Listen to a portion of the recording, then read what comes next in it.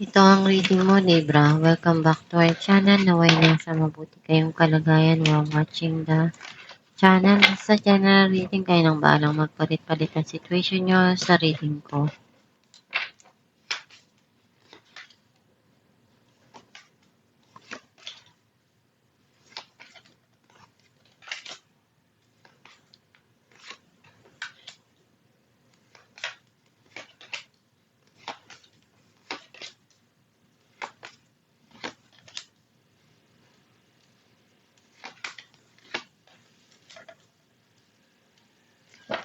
At the bottom of the deck, the Lovers.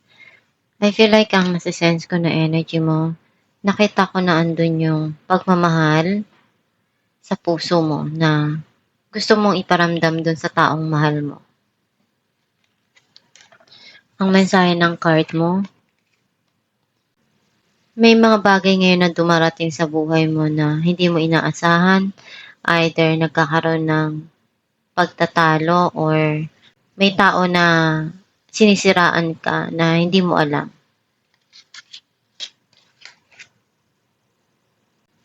May darating dito na magandang balita na hindi mo inaasahan.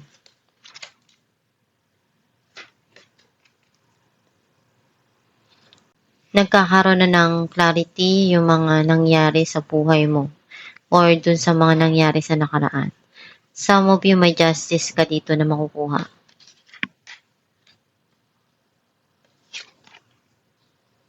Nagkaroon na ng end yung situation at nagkaroon ng pagtatalo dun or hindi nagkasundo. Kaya mas gusto mo na lang na i-end yung sitwasyon at may darating dito na pagsisimula.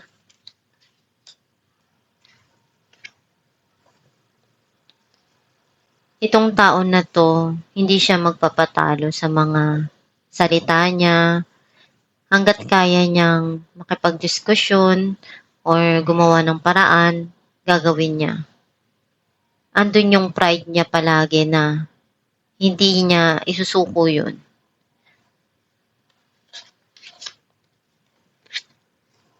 May inaalam ka dito na kailangan mo dun sa sitwasyon na nangyayari sa buhay mo or meron ditong darating na pag-uusap.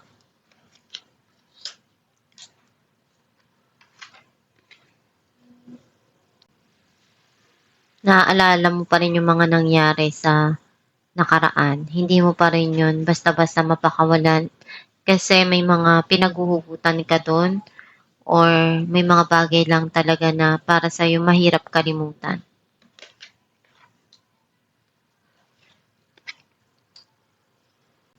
You feel guarded, hindi ka basta-basta magtitiwala doon sa mga tao na alam mong makakasakit lang sa'yo.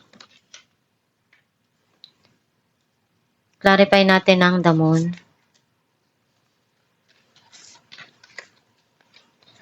Ten of Wands and King of Pentacles. Itong taon na to, andun yung masama yung loob niya doon sa mga nangyari. Pero feeling niya andun yung responsibilidad niya at nagsisisi siya dun sa mga nagawa niya or nasabi niya. Clarify natin ang justice. The High Priestess and Two of Cups. Kung ano yung kaya mong ibigay, binibigay mo at pinupunuan mo. And hindi mo na iniisip palagi yung sarili mo. Ang mahalaga na ibibigay mo kung ano yung kaya mo. Clarify natin ang King of Swords.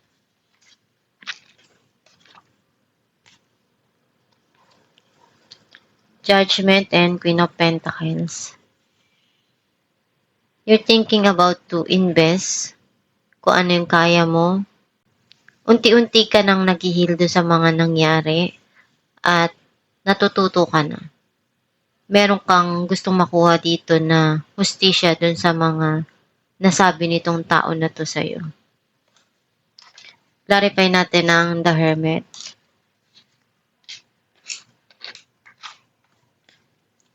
Page of Wands and Knight of Swords.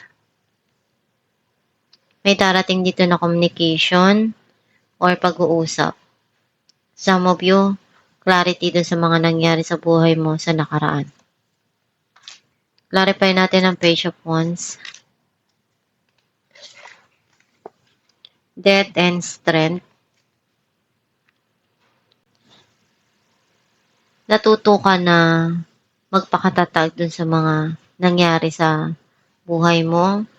And isa yun sa pinaghuhugutan mo palagi, yung mga naranasan mo. Some of you may darating dito na malaking pagbabago at magugulat ka dun sa magandang balita na darating sa'yo.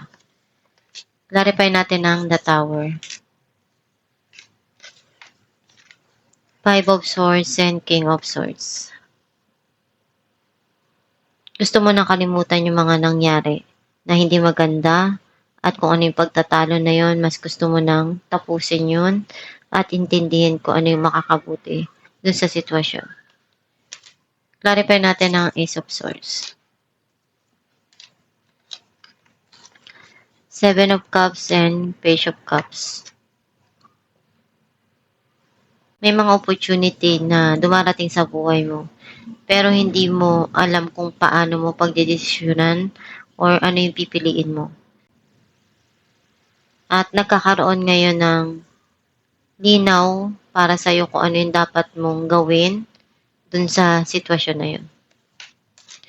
Clarify natin ang Nine of Wands. The World and Five of Pentacles. Minamanifest mo na maialis mo yung sarili mo dun sa mga nangyari na hindi maganda at mabago yung sitwasyon na to na para sa'yo napakabigat, especially sa financial. Feeling mo nabibiting ka dun sa panggastos at nagkukulang. Mas gusto mo na baguhin kung ano yung kailangan dun at gawin kung ano yung makakaya mo. Alamin natin kung ano mensahe para sa'yo.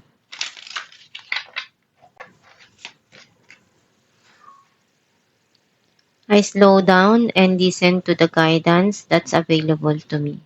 Ang mensahe para sa'yo na kailangan mong makinig sa mga taong alam mong nagbibigay sa'yo ng magandang payo at makakabuti para sa'yo. Kung ano yung kailangan mo na ibigay dun sa sitwasyon, gawin mo at panindigan mo kung ano yung desisyon mo. Basta pag-isipan mo palagi kung ano yung binibigay mo doon para hindi mo pagsisihan sa huli kung ano yung desisyon na binigay mo at kung ano yung ginawa mo. Basta magdasal ka lang palagi at ibigay mo kung ano yung kaya mo sa bawat sitwasyon na nangyayari sa buhay mo at pagtiyagaan mo kung ano yung binibigay sa'yo na pagsubok na maialis mo yung sarili mo doon at magawa mo yung kailangan doon sa sitwasyon at maibigay mo yung solusyon doon. At itong yung reading Libra. Kung nakaresonate ka, kindly comment down below. Thank you for watching.